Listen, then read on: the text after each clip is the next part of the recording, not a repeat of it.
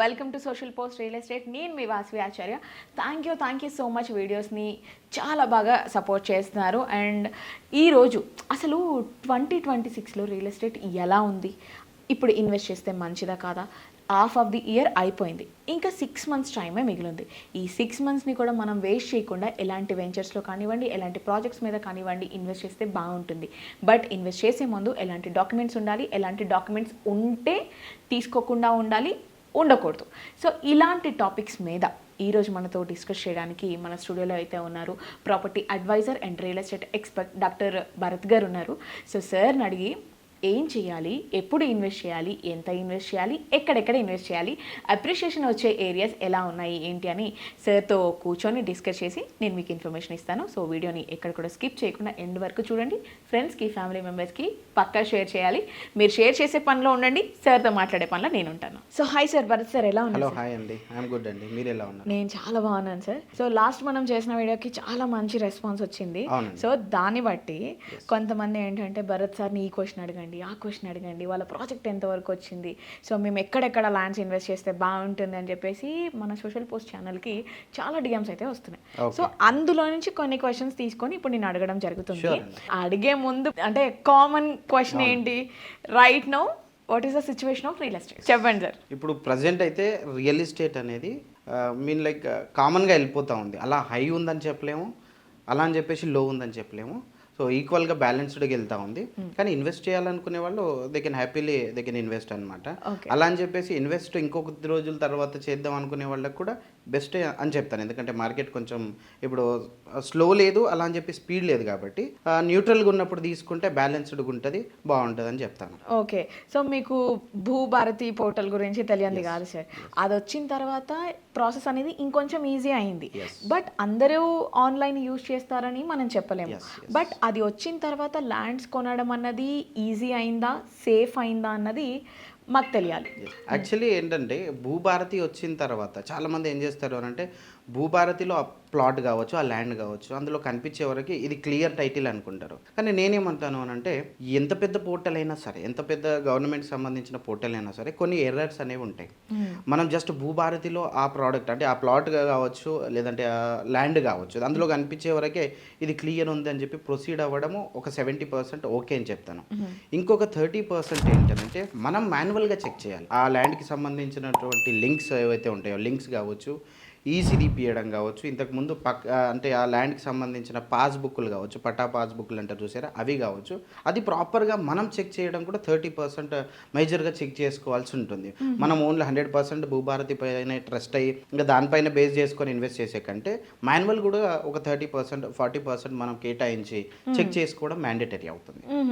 Sir ఇప్పుడు కొంతమంది NRIs ఉంటారు, వాళ్ళు ఇండియాలో ఇన్వెస్ట్ చేయాలి అని చూస్తారు. పర్టికులర్గా హైదరాబాద్ అంటే ప్రతి ఒక్కరికి లవ్ ఉంటుంది. I know that. ఎందుకంటే ఒకవేళ సొంత ఊరు కాకపోయినా దాన్ని సొంత ఊర్లా తీసుకుంటారు. అండ్ రియల్ ఎస్టేట్ కూడా మీరు అన్నట్టు మోడరేట్గా వెళ్తుంది. ఒక ఎన్ఆర్ఐ వచ్చి ఇప్పుడు మనల్ని అడిగితే, వాసవి గారు, భరత్ గారు, ఇప్పుడు నేను ఒక 3 CR పెట్టడానికి రెడీగా ఉన్నాను ఫ్లాట్కి, లేదా నా దగ్గర 1.5 CR ఉంది బట్ నాకు విల్లా కావాలి, ఇట్స్ అ డ్రీమ్ అని అంటున్నారు. సో 1.5 నుంచి 4 CR లోపు విల్లాస్ కానివ్వండి, ఫ్లాట్స్ కానివ్వండి, ఏది తీసుకుంటే బాగుంటుంది? పర్టికులర్గా ఎన్ఆర్ఐస్కి ఇన్ఫర్మేషన్ అనేది ఎలా మనం ఇవ్వగలం? యాక్చువల్లీ ఇక్కడ 2 types ఉన్నాయండి. ఇప్పుడు విల్లాస్ కావచ్చు, లేదంటే అపార్ట్మెంట్స్లో ఫ్లాట్స్ కావచ్చు. ఎవరికైతే ఇండిపెండెంట్గా నేను ఉండాలి అనుకునే వాళ్ళకి విల్లాస్ బెస్ట్ అవుతుంది.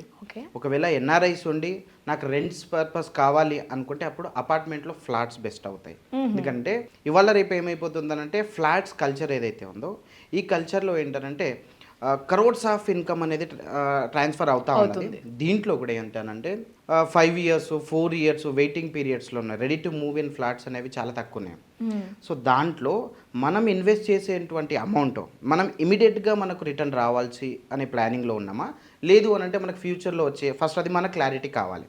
ఇప్పుడు 3 years 4 years వెయిట్ చేసి ఆ తర్వాత రిటర్న్ తీసుకుందాం అనుకుంటున్నామా, లేదంటే ఇమీడియట్గా మనకు రిటర్న్ రావాలా అనే క్లారిటీ మనకుంటే ఇండిపెండెంట్ హౌసా లేదంటే మనం అపార్ట్మెంట్లో ఫ్లాట్ అనేది డిసైడ్ అవుతాం ఫస్ట్. ఒకవేళ ఇండిపెండెంట్ హౌస్ కనుక ఈ 1.5 CR నుంచి అప్ టు 4 CR వరకు కనుక ప్లానింగ్ ఉంటే చాలా ఏరియాస్ ఉన్నాయి. లైక్ ఇప్పుడు కోకాపేట్ సైడ్ పక్కన మనకు పటాన్ చెరువు కావచ్చు, లేదు అని అంటే ఇక్కడ శంషాబాద్ కావచ్చు, లేదంటే ఇక్కడ కోంపల్లి కావచ్చు, లేదు అని అంటే ఇక్కడ మనకు తుక్కుగూడ కావచ్చు. ఈ ఏరియాస్లలో ఇప్పుడు భూమి నడుస్తూ ఉంది. దేనికి? ఇండిపెండెంట్ హౌసెస్కి. సో అపార్ట్మెంట్ కల్చర్ చూసుకుంటే ఆబ్వియస్గా మన కోకాపేట్ సైడ్ కావచ్చు, పటాన్ చెరువు సైడ్ కావచ్చు మనం చూస్తున్నాము. మనం తీసుకునే ఏరియా, మనం పెట్టే అమౌంట్కి ఎక్కడ సూటబుల్ అవుతుంది అనేది చూసి తీసుకుంటే మాత్రం హ్యాపీగా తీసుకోవచ్చు. ఓకే.